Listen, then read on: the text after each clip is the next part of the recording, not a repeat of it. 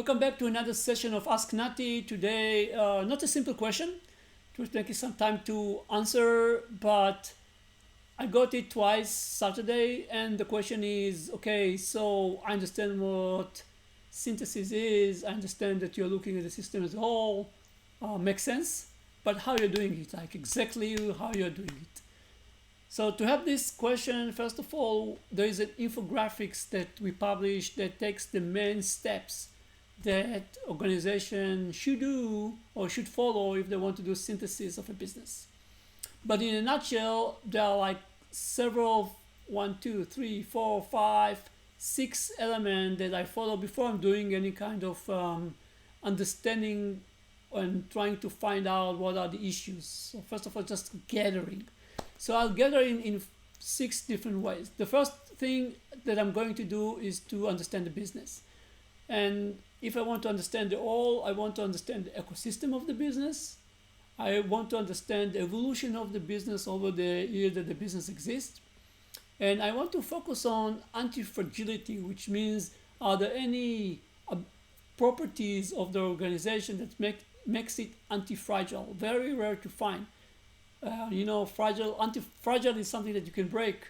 Anti-fragile is something that is not breakable at all, which is much more harder to find out.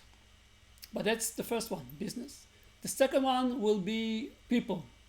And we are going to focus on narrative fallacy. What group-wise, what are the stories that people did? Like people are taking the reality and the facts and connect them in some weird way to match something that they have in their head, but not necessarily the actual reality. That's called narrative fallacy.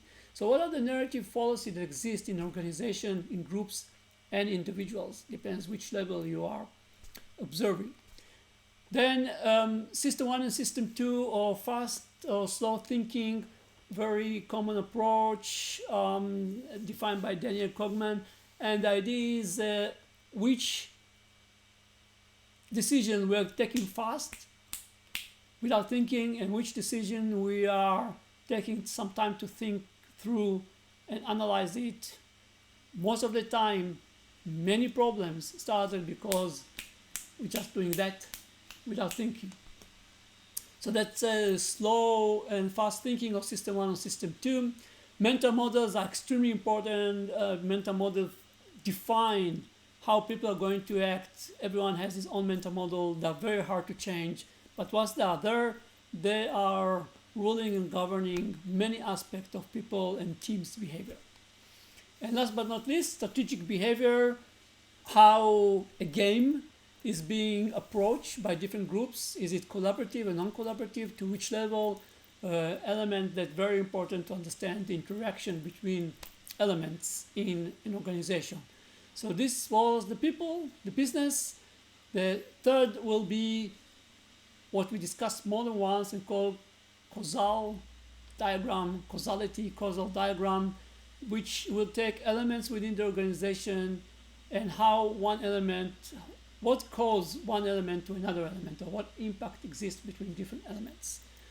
After we've done that, we will transform those causal diagrams into flow diagrams, which are more detailed, and they explain what is the flow, not just materials, what is the flow between different elements in the organization. And after we have the flow, we will do simulations. So we will run different simulations to see how the current, models are not true, but they're better than nothing.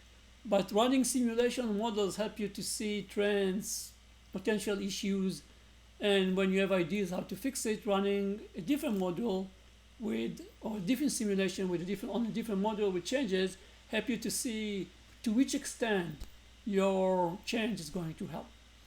Once you have those 5, then we'll start to sit and take all of this data and realize, okay, what are the potential problems that we have?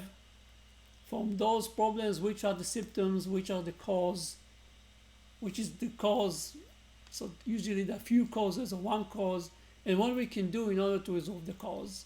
So hopefully, I know I told you it's going to be long, But those are the steps that we are going to do in order to help you to improve your matrices in 30% or more.